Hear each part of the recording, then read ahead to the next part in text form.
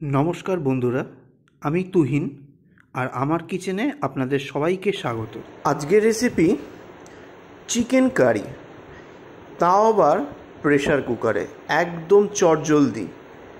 ना आपनाके कोनो अस्वाभाविक कोनो मशला दिए रान्ना करते हबे, ना कोनो जोगाड़ जान्ति अत्याधिक करते हबे जे आपनार मने हबे आगे थेके बाबा एकटा चिकेन बानाते गेले एत किछु करते हबे।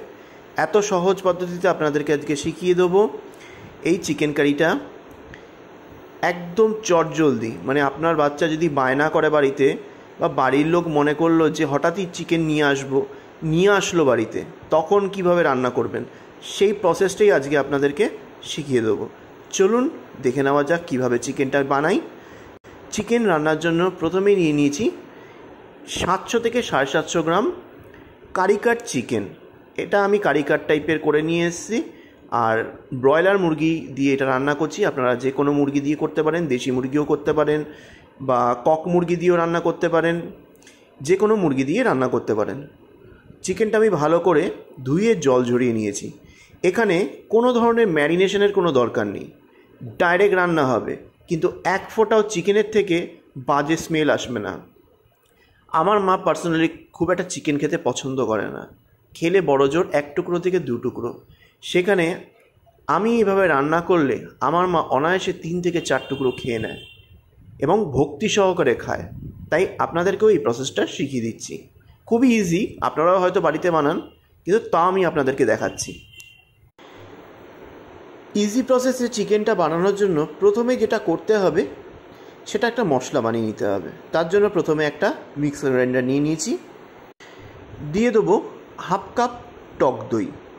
আমি পুরো রান্নাটা টক দই দিয়ে করব, কোনো টমেটো ইউজ করব না। আপনারা এটাকে দই চিকেনও কিন্তু বলতে পারেন। এইবার দিয়ে দেবো একটা মিডিয়াম সাইজের পেঁয়াজের বেরেস্তা। বাড়িতে পেঁয়াজ আগে থেকে ভাজা ছিল, সেটা ইউজ করছি।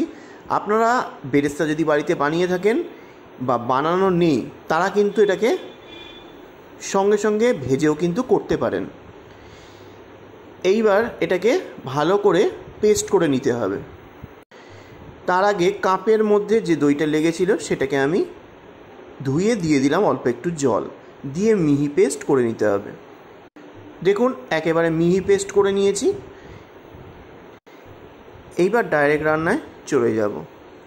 আর বেরেস্তা নিয়ে যদি আপনাদের কোনো সংকোচ থাকে, বেরেস্তা না দিয়েও কিন্তু করতে পারেন, তবে বেরেস্তা দিলে খেতে সুস্বাদু হয়, তাই দিলাম। এইবার রান্নার জন্য একটা প্রেশার কুকার নিয়ে নিয়েছি। হাই ফ্লেমের প্রেশার কুকারটা গরম করে নিয়েছি ভালো করে। প্রেশার কুকারের মধ্যে দিয়ে দেবো পরিমাণ মতো সর্ষের তেল। সর্ষের তেলটাকে হাই ফ্লেমে ভালো করে গরম করে নিতে হবে। যখন দেখবেন ভালো করে গরম হয়ে গেছে আর ধোঁয়াটা উঠছে, তখন ফ্লেমটাকে লোতে করে দিয়ে 6-7টা গোটা এলাচ দিয়ে দিতে হবে, সবুজ এলাচ। তারপরে দিয়ে দেবো 2টো ফাটিয়ে নেওয়া শুকনো লঙ্কা। তারপরে দিয়ে দিতে হবে 1/4 চা চামচ পরিমাণে সাদা জিরে।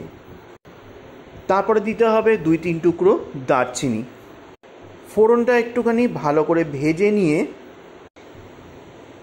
একটা মিডিয়াম সাইজের পেঁয়াজ বাটা দিয়ে দেবো। আপনারা যদি বেরেস্তা না দিতে চান, এইখানে কিন্তু আপনারা পেঁয়াজ ভেজে একবারে পেস্ট করে নিতে পারেন। এতে স্বাদ আর গন্ধ দুটোই ভালো হয়। চিকেনের যে একটা গন্ধ অনেকের নাকে আসে, সেটাও কিন্তু কেটে যায়, তার জন্যই বেরেস্তাটা ইউজ করেছি। এইবার এই কাঁচা পেঁয়াজটা ভালো করে কষতে দিতে হবে।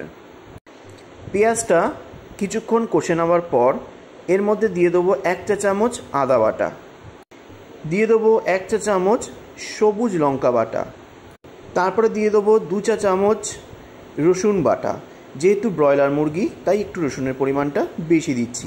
আর এই ধরনের সব বাটা আমার অলরেডি বেটে ফ্রিজে রাখা থাকে, তাহলে কি হয়, রান্না করতে সুবিধা হয়, চটজলদি রান্না হয়ে যায়। যারা অফিস কাচারি করেন বা ব্যাচেলার, তারা কিন্তু এইভাবে করে ফ্রিজে রেখে দিতে পারেন। তবে যখন বাটবেন এর মধ্যে সামান্য একটু নুন আর একটু সাদা তেল দিয়ে বাটবেন, তাহলে কিন্তু সপ্তাহখানেক ভালো থাকবে, কোনো ধরনের ফাঙ্গাস জমবে না। এইবার সব মশলাকে একসাথে কষতে হবে যতক্ষণ না তেল রিলিজ করছে। কাঁচা গন্ধ দূর হওয়া অবধি কিন্তু কষতেই হবে সময় নিয়ে। কষতে কষতে এইবার দিয়ে দিতে হবে স্বাদ অনুযায়ী লবণ। এইবার দিয়ে দিতে হবে 1 টেবিল চামচ কাশ্মীরি রেড চিলি পাউডার, সুন্দর কালার হওয়ার জন্য। 1 চা চামচ দিয়ে দেবো জিরে গুঁড়ো, আর দিয়ে দেবো 1 চা চামচ ধনের গুঁড়ো। তারপরে ভালো করে কিছু সেকেন্ড কষে নিতে হবে। তারপরে যখন দেখবেন প্রেশার কুকারের তলায় একটুখানি লেগে লেগে যাচ্ছে, তখন হালকা একটুখানি জল দেবেন, দিয়ে আবারও ভালো করে কষবেন যতক্ষণ না পর্যন্ত মশলাটা ভাজা ভাজা হয়ে যাচ্ছে আর তেল রিলিজ হচ্ছে। দেখুন ননস্টপ 5 মিনিট ধরে কষে নেওয়ার পর তেলটা কিন্তু বেরিয়ে এসেছে।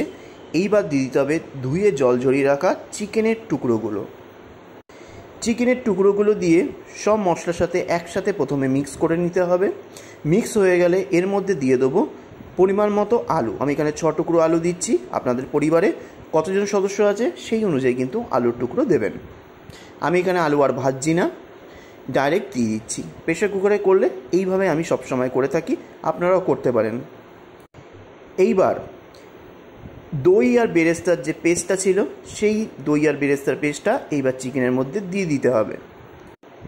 আপনাদের তো আগেই বলেছি এখানে টমেটোর কোনো ব্যবহার করব না। এইবার দইয়ের সংমিশ্রণের সঙ্গে চিকেনটাকে ভালো করে কষতে হবে। এইবারই হচ্ছে আসল সময় নিয়ে কাজ।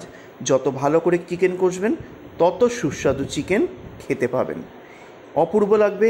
এটা পোলাও, ভাত, রুটি, পরোটা সঙ্গে দারুণ লাগে। একবার ট্রাই করে দেখবেন।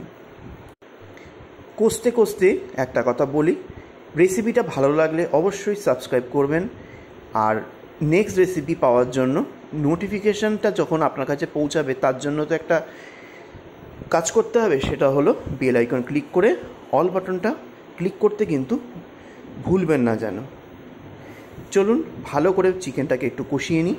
ঠিক 5 থেকে 7 মিনিট চিকেনটাকে কষে নেওয়ার পর দেখুন অনেকটাই ভালোভাবে কষে গেছে, হালকা হালকা তেল দেখা যাচ্ছে। এইবার এই মোমেন্টে দিতে হবে 1/4 চা চামচ পরিমাণে গরম মশলা গুঁড়ো। আমি যখনই মাংস রান্না করি তখনই আপনাদেরকে একটা কথা বলি, কষানোর সময় কিন্তু একটু গরম মশলা দিয়ে কষবেন, মানে গুঁড়ো গরম মশলা দিয়ে। এতে স্বাদ অপূর্ব হয়। প্রতিটা গরম মশলার অংশ চিকেন আলুর ভেতরে ঢুকে যায়, অপূর্ব স্বাদ হয়। এর জন্যই আমার চিকেনের মধ্যে থেকে কোনো ধরনের গন্ধ পায় না। আরও 5 মিনিট মতো আমি ভালো করে কষে নেব। দেখুন 5 মিনিট কষার পরে কি সুন্দরভাবে কষে গেছে। এইবার দিয়ে দিতে হবে গ্রাইন্ডারটা ওয়াশ করে জল। অত্যাধিক দেব না, সেমি থিক গ্রেভির ঝোল করব, তার জন্য পরিমাণ মতো জলটা দিচ্ছি। আপনারা বুঝে শুনে জলটা দেবেন। তারপরে হালকা হাতে একটুখানি খুন্তিটা নাড়িয়ে দিতে হবে, ভালো করে জলের সঙ্গে মিক্স করে দিতে হবে। তারপরে প্রেশার কুকারের ঢাকনাটা আটকে ফ্লেমটা মিডিয়ামে রেখে 2টো হুইসেল দিয়ে নিতে হবে। দেখুন 2টো হুইসেল পড়ে গেছে। এইবার আমি ঢাকনাটা খুলে নেব। এইখানে কিন্তু আমি প্রেশার রিলিজের অপেক্ষা করব না, কারণ এটা কিন্তু ব্রয়লার মুরগি আর এবং টাটকা মাংস এনেই রান্না করছি। যদি এটা কোনো পাঁঠার মাংস বা দেশি মুরগির মাংস হতো তাহলে বলতাম আরও 2-3টে সিটি দিয়ে প্রেশার রিলিজ নেওয়া অবধি অপেক্ষা করতে। এইবার আমি ঢাকনাটা খুলে নেব। ঢাকনাটা খোলার পর জাস্ট দেখুন কালারটা কি এসেছে। টুকটুকে লাল চিকেনের এই ঝোল দিয়ে পোলাও, পরোটা, লুচি বা রুটি গরম গরম ভাতের সাথে দারুণ লাগবে। খুন্তি দিয়ে একটু হালকা করে মিক্স করে দিতে হবে। আর দেখুন আপনাদেরকে চিকেনটা দেখাচ্ছি, প্রায় ছেড়ে ছেড়ে আসছে, কিন্তু চিকেন কিন্তু ভেঙে যায়নি। এইভাবে প্রেশার কুকারে যদি একদম মাপ মতো হুইসেল দিয়ে আপনারা রান্না করেন, চটজলদি রান্না হয়ে যাবে। আলুটাও আপনাদেরকে দেখাচ্ছি কতটা সুসিদ্ধ হয়েছে। কাঁটা চামচ জাস্ট ওটাতেই একদম মাখনের মতো ঢুকে গেল।